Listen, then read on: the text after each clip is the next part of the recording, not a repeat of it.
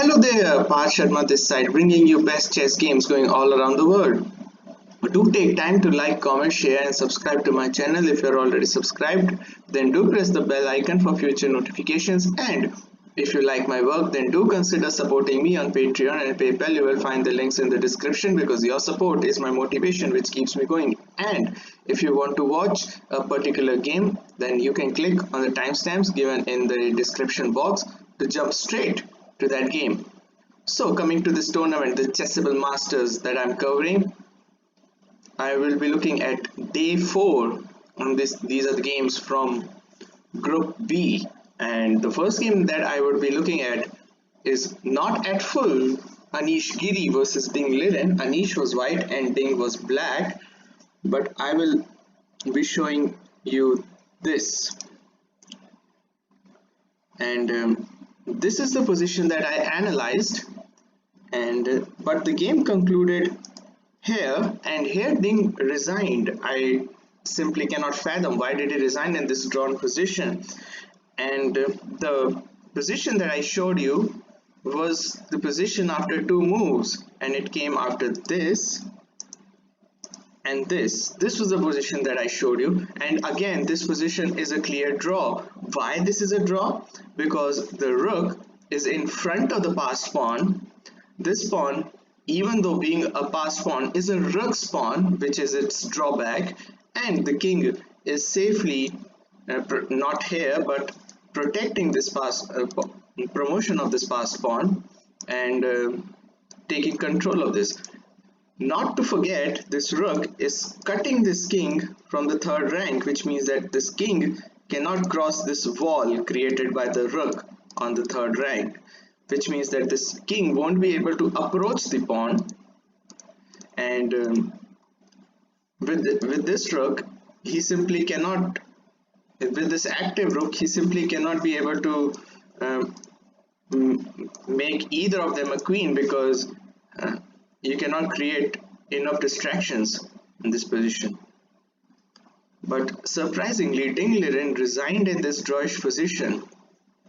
Good for Giri, good for draw Giri, as people would say. But anyway, jump to the second game, and this was the game between Ding Liren as white against Jan Nepomniachtchi, who is playing with black pieces. So Ding opens with d4, knight to f6, c4, g6. Are we going to see Grunfeld? No, Ding diverts from it. So Nepo plays the King's Indian variation, e3, castling, bishop e2, c5, so-called Benoni type of structure, d5, and e6. So this looks a very peculiar move. Why not playing d6 rather than e6? And what happens if white plays d6? Well, this pawn will be captured after knight e8, although the queen is defending the pawn, but there isn't the second wave of defense. After queen b6, how can you defend this pawn? If you play knight e4, then it will simply be kicked away, and if you play knight b5, then again it would be kicked away, and eventually you will lose this pawn on d6. So understandably, Ding doesn't play d6, he plays knight c3. Now e takes d5, c takes d5, and now d6. Well, still it wouldn't have been possible even if Nepo wouldn't have played d6, but still, knight to d2, knight to a6, basically trying to position this knight to e4 and to also initiate e4 move of pawn. Anyway, castles, knight to c7, e4, there we go, rook to b8, a4, so stopping b5, rook comes to e8, f3, putting more protection to this e pawn so that these knights don't kick on this knight, they kick on this pawn. So basically you want to free these knights if in future. Anyway, a6, a5 to again just freeze this pawn structure here, and again stopping here because he will capture en passant, and a6 would also be loose. If you capture with the rook, then knight a4. But anyway, bishop d7, knight to c4. He wants to make his home on b6. Knight to b5. Bishop to g5, just pinning this. And there is already a little bit of tension here. This knight is also defending this pawn on d6 as well. Queen coming to c7, just coming out of the pin. But now comes this nasty bishop f4, and now there is double attack. Main aim would be to just eliminate this knight and to take the pawn on d6. Rook comes to d8, rook b to d8. So if you take, then bishop takes, and this pawn is still defended with this rook. And now g4. So basically stopping knight h5 so that Ding doesn't have to give it this bishop up and still be able to keep this pin, and also a pressure on this freezed pawn on d6. So knight takes c3, b takes c3, and now bishop to b5, defending this pawn with rook and the queen. And now knight to e3. Probably queen c2 or queen b3 for that matter would have been a better move. But knight e3 is possibly played to play c4. But knight on c4 was already creating a lot of pressure on this d6 pawn. Maybe he would have considered this one, not to push this knight away from that. And here Nepo had a blackout moment. He should have played c4, taking advantage of this knight move, so that white doesn't play c4 by himself, or to play even queen b3 for that matter, although queen b3 wouldn't have been possible because the bishop would be hanging, but still that would have been a possible consideration. But as I said, Nepo had a blackout moment. He captures the pawn on e4. The pawn captures, giving up this knight, and he thought that after this he might have 3 pawns for the piece, which he actually has. And but a piece is a piece. You cannot do anything. The only way that you might have a chance is to eliminate all white pawns, and only then the pawns would be more worthy than a knight, because knight cannot be promoted, pawns can be. Bishop takes b5, a takes b5, and now this is all simplification going on. Queen to f3. Now bishop to d4, just centralizing this bishop, because this bishop is somewhat passive and could be easily kicked away, putting a lot of pressure on this knight. The knight is pinned. King to h1, just coming out of the pin, and now Nepo played queen a4 in this position, and which turned out to be a mistake. After queen a4, Ding takes the pawn on d6, and you cannot capture the bishop because queen takes f7 will be mate after queen takes, and then queen f8.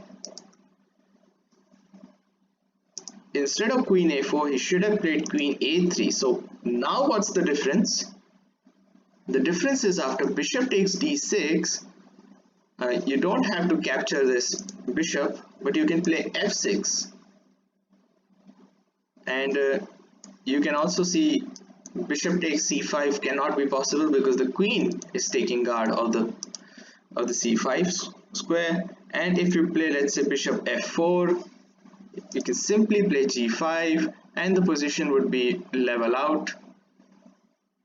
Once the queens go off, these 3 pawns will be, he has to give up a material to get rid of these 3 pawns, and the position would be equal.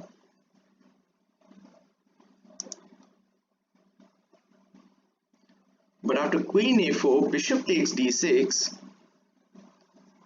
If you play f6, then bishop takes c5, and there's no queen on a3 to guard for that. But he doesn't play f6, he plays f5, and Ding does play bishop takes c5. Bishop takes c5, rook takes c5. Now all he has to do is to just eliminate black pawns in this position. He plays queen d4 attacking the rook, but rook takes b5 eliminates another black pawn. Queen takes e4, rook to b3 protecting the knight, that's very important. f4, and now Ding exchanges queens. Rook takes e4, knight goes to d1, and here he should have taken the pawn on d5, just not to be bothered about this b7 pawn, because you have to eliminate all white pawns to get to, at least to get to somewhat a drawish kind of an endgame, but still won't be easy. But he plays rook d7, he goes for a passive option. After rook d3 defending the pawn, and this is a passed pawn, g5, so securing the pawn on f4. Nepo is still trying to create a solid fortress in this position so that white does not penetrate through, but in fact his all chances are in vain, because this knight will wreak havoc. Rook b1, king to g7, now activating his last piece, the king, h5, and obviously not to take this pawn early, because then the position can be a little bit tricky. h3, h takes g, h takes g, and now all you have to do is to just preserve this pawn so that it turns out to be sufficient mating material. Rook d to e7, possibly king f7 would have been a better try, but nevertheless the position is already lost. d6 pushing the pawn, rook to d7 creating a blockade, rook to b5 inviting the trade of rooks, king to f6, rook takes, king takes, rook to d5 check, king e6, and if king f6, then here this knight move would have still captured the pawn anyway. So rook takes g5, rook takes d6 was the final blunder of the game. The game still continued, because now this forces the trade of rooks, and once rooks are traded, it's a mop-up job basically. King f3, king e5 defending the pawn, knight to b5, and after b6, knight a7. Nepo resigned the game. The black is in Tsutswang. If he moves the pawn would be captured, and another move that he can make is to make it with the king, but the king cannot come here to defend the pawn, the king cannot come here obviously, and the king cannot come here, so he has to move the king away from the protection of the pawn, and that would be the end of that. So good win by Ding against Jan Nepomniachtchi, pretty much I would say an instructive win. So we jump to another game. This was the game between Caruana and Maxime Vachier-Lagrave, who was having a torrid time in today. Certainly wasn't his day, and he was coming with 2 losses up to now, and now he's playing with black. Caruana opens with d4, d5, c4, semi-Slav variation, Slav variations, exchange Slav, and now bishop to g5. This is pretty much respected line, knight c3, and you might say f6. Now what's the point of that? Well, f6 is played to basically putting a stronghold in the center of the board by playing e5. So bishop has to tuck back to d2, e5, there we go, e4, d takes e4, and now Caruana turns this pawn into a gambit after bishop to c4, but he is not in too much of a hurry, because these are doubled pawns, one of them will fall surely, and also the king is still stuck in the center of the board. There are development issues with black, with these pieces are still stuck at the back rank at their starting squares, and also the king in the center of the board, not castled yet. still compensation for a pawn, so he's not in a hurry. Knight f6 defending the pawn. Knight g to e2, so basically he's trying to play knight here and to put both these pieces to capture. As I said, not in a hurry. He can, if he wants to, he can play even queen c2 and to grab this pawn, or to play even bishop d5. Not at the moment, but certainly a chance worth considering, or I should say a move worth considering. So bishop to c5, so he's developing to castle. Caruana castles. Bishop to g4, pinning the knight. h3, kicking that bishop to h5. Possibly should have taken this knight so that this knight doesn't come to g3 in future to wrap up this pawn.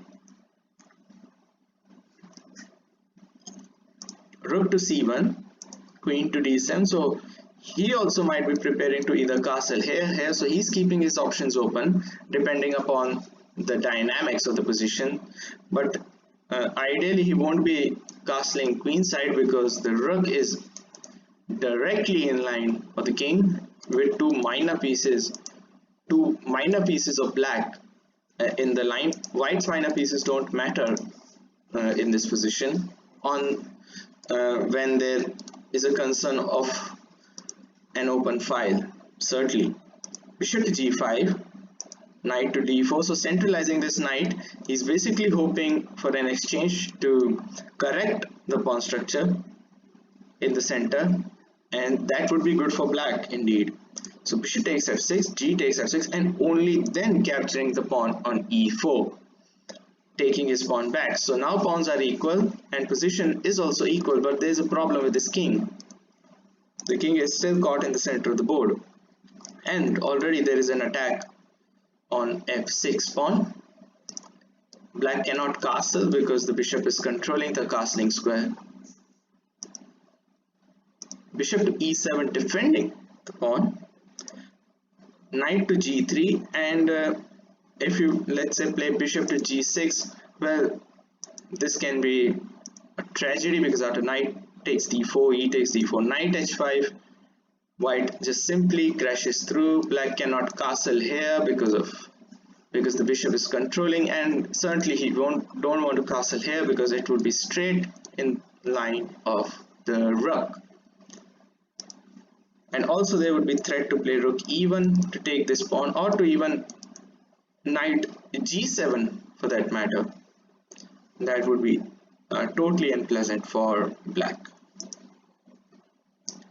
So after knight 4 to g3, it is very important to capture this knight on e2. Bishop takes e2, and now we simplify it to an endgame where a lot of exchanges takes place. Even rook d8, knight to f5, rooks get traded off, and with this king's bishop against the knight, and here in this position the knight looks more powerful because it is on the active squares. It covers a lot of squares on the king's side, and it is also controlling the pawn on f6, and also this rook is controlling the d5, whereas this rook and this king are still on their starting squares. They haven't castled yet, mind you.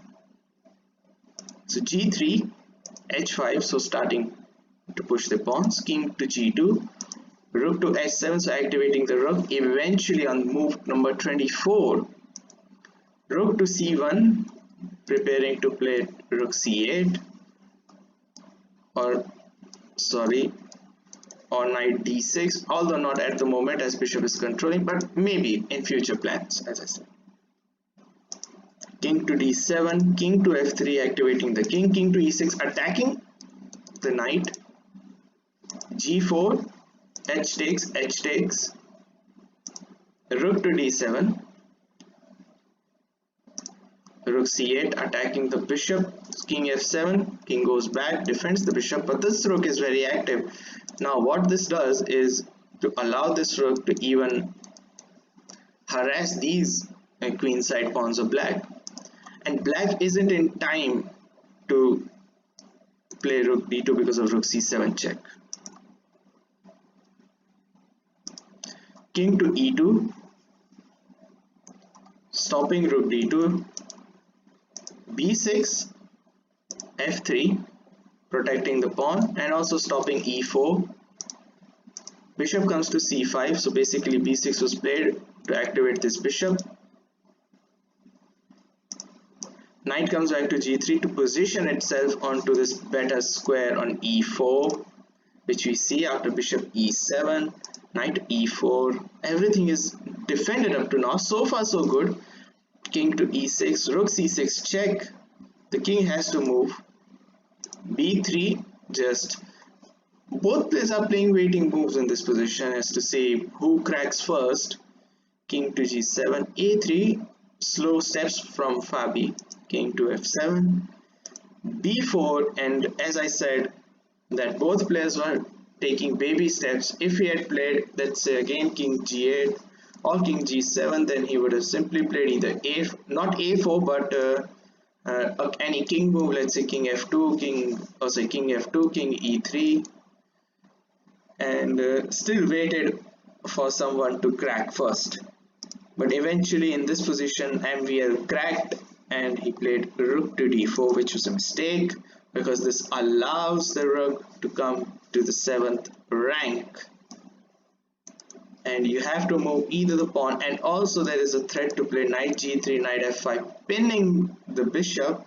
That's not all. After that's a5, which was played in the game. Knight to g3 not only pins this, the bishop is pinned, not only attacks it but also would be attacking the rook on d4, and maybe rook d6 would be a better option because after knight g3 he would have rook e6 defending this pinned bishop. But after king e8, now see the technique of Caruana. He was being absolutely amazing.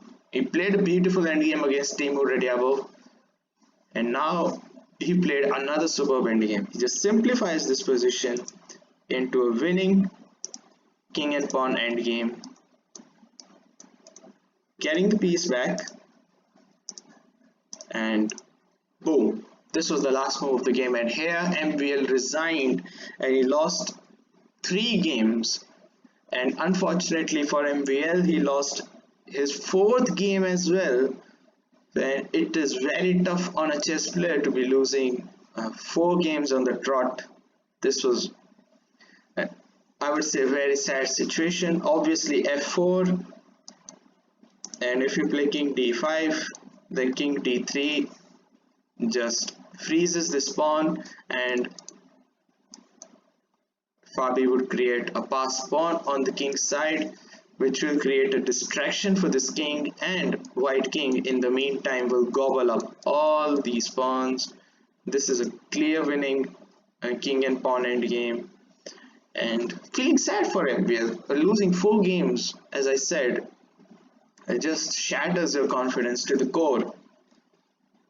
So MVL, and I would be blaming MVL because he was playing too many fancy openings, and I didn't like his playing style because he wasn't playing e4, he wasn't playing knight off Grunfeld, which he always does, and yeah, he paid for it. So anyway, in group B, Giri tops the list with 6 points, Ding with 5.5, Nepo with 5.5, and Caruana just makes it through on 5 points. Whereas Rediabov with 4.5 and MVL 3.5 are knocked out. And yesterday it was the turn of Pentala Harikrishna and Danny Dubov to be knocked out. And the 4 players, Giri, Ding, Nepo, Caruana, reach the quarterfinals, where they will meet Magnus, Hikaru, Grishchuk, and Artemiev. Well, thanks for watching. I hope you liked my video. I hope you liked my analysis. Stay safe. Cheers. Bye.